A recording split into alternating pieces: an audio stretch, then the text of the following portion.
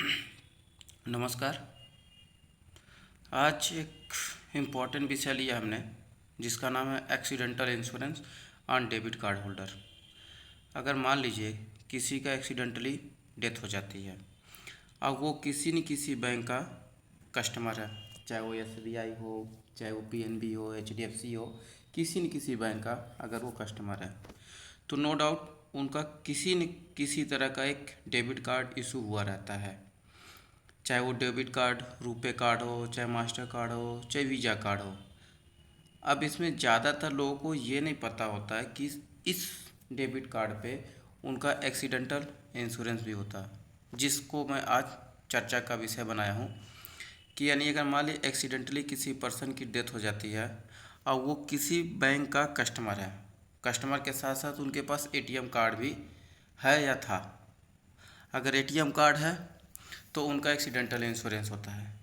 हमने ये जो गोला किया है इसमें का जो NPCI है, यानी ये इसके द्वारा अगर कार्ड इशू हुआ है तो बाय डिफ़ॉल्ट अगर वो नॉन प्रीमियम ATM कार्ड है तो मिनिमम 1 लाख रुपए का इंश्योरेंस होता है।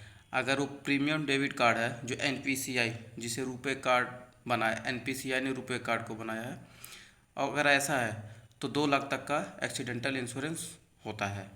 इसी का हम लोग डिटेल में आगे बताएंगे अभी हम।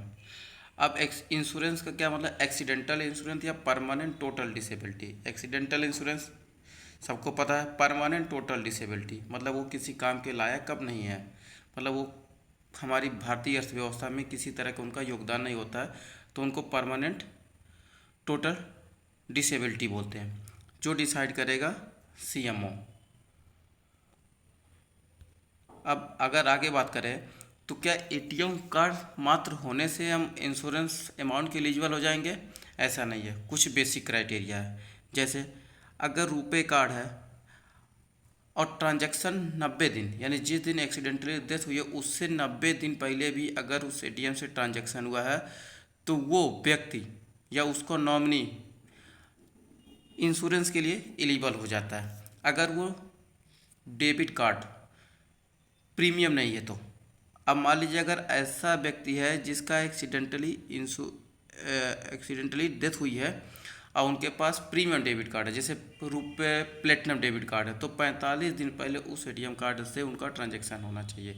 तीसरी बेसिक क्राइटेरिया हमारी है कि जो कस्टमर होगा उसका एज 5 ईयर से ज़्यादा होना चाहिए। अगर ये 3 बेसिक क्राइटेरिया फुलफ़िल किए जा रहे हैं जो NPCI द्वारा बनाई गई है, ये किसी बैंक द्वारा नहीं बनाई गई, NPCI द्वारा बनाई गई।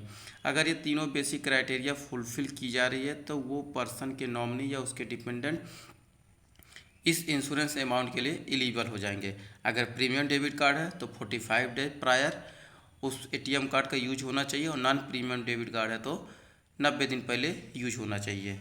अगर प्रीमियम डेबिट कार्ड की बात कर लें तो प्लेटिनम रुपे डेबिट कार्ड, इस तरह से इंश्योरेंस अमाउंट होता है।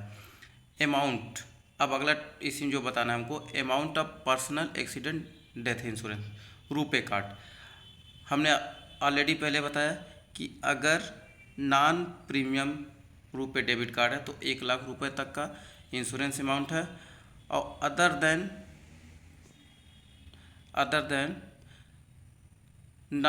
देन प्रीमियम है तो 2 लाख रुपए तक का इंश्योरेंस हमारा होता है। अब इसकी बेनिफिट कौन पाएगा? Beneficiary could be the nominee of the account holder और द लीगल हेयर्स एज पर कोर्ट डिसाइडेड या कंपिटेंट अथॉरिटी डिसाइडेड। यानी अगर एक्सीडेंटली किसी पर्सन की डेथ हो जाती है, उनके पास ATM है, तो उनके नॉमिनी को ये पैसा मिलेगा। अब आगे बात कर लेते इसमें और क्या हो सकता। ठीक, अब इस क्लेम को अगर बैंक तक पहुंच गया है, अगर एक्सीडेंटली किसी पर्सन की डेथ हुई है तो डेथ सर्टिफिकेट के साथ सारे बोनाफाइड के साथ बैंक में अप्रोच करना, लेकिन एक्सीडेंट के 90 दिन के अंदर हमको बैंक अप्रोच करना, रिस्पेक्टिव बैंक जिस बैंक में है। अब जब हम अपना क्लेम पूरी तरीके से सारे डॉक्यूमेंट के साथ डिपॉजिट कर देंगे बैंक में, तो 10 दिन के बाद हमारा ये पैसा आ जाएगा मैक्सिमम। ये 10 दिन तब काउंट होगा जब इंश्योरेंस कंपनी के पास हमारा क्लेम पहुंच चुका होगा। अब इसमें अगर एक स्पेसिफिक बैंक की बात कर ले, जैसे हम देश के सबसे बड़े बैंक की बात कर ले, स्टेट बैंक ऑफ इंडिया की। स्टेट बैंक ऑफ इंडिया में इनके भी कुछ अपने बेसिक क्राइटेरिया हैं। जैसे इनका क्राइटेरिया ये कि 90 दिन के अंदर एक बार एटीएम एटलीस्ट यूज होना चाहिए। अब इनके क्या, अगर एसबीआई का गोल्ड कार्ड है तो एसबीआई का अगर गोल्ड कार्ड है जिसमें मास्टर और वीज़ा कार्ड आते हैं, मास्टर और वीज़ा कार्ड आते हैं, इसमें 2 लाख रुपए तक का पर्सनल एक्सीडेंट कवर है। ये नॉन एयर, यानी कि अगर एरोप्लेन में नहीं है तो, अगर एरोप्लेन में है तो 4 लाख। इसी में एसबीआई में प्लेटिनम कार्ड आता है जिससे मास्टर कार्ड वीज़ा कार्ड तो 5 लाख रुपए तक का, और अगर एयर से हुआ तो 10 लाख रुपए तक इसे मिलेगा। अब एक और एसबीआई वीज़ा सिग्नेचर का मास्टर कार्ड की बात करें तो इसमें 10 लाख तक का एक्सीडेंटल इंश्योरेंस है, और अगर ये एयर एक्सीडेंट इंश्योरेंस है यानी एरोप्लेन से तो 20 लाख तक का एक्सीडेंटल इंश्योरेंस है, डेथ इंश्योरेंस है।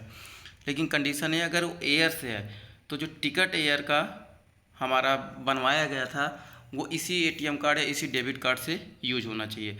ऐसे ही कुछ इंश्योरेंस का डिटेल हमारे एचडीएफसी बैंक का है जो प्राइवेट सेक्टर बैंक है, एक लीडी बैंक है, इनका भी कुछ अपना क्राइटेरिया बनाया गया है जिसमें 1 करोड़ तक का, 3 करोड़ तक का इंश्योरेंस भी दिया जाता है। सेम चीज़ at par of HDFC, at par of the State Bank of India, PNB की भी ऐसे ही कुछ गाइडलाइन है जिसमें से एटीएम कार्ड होल्डर को इंश्योरेंस कवर मिलता है।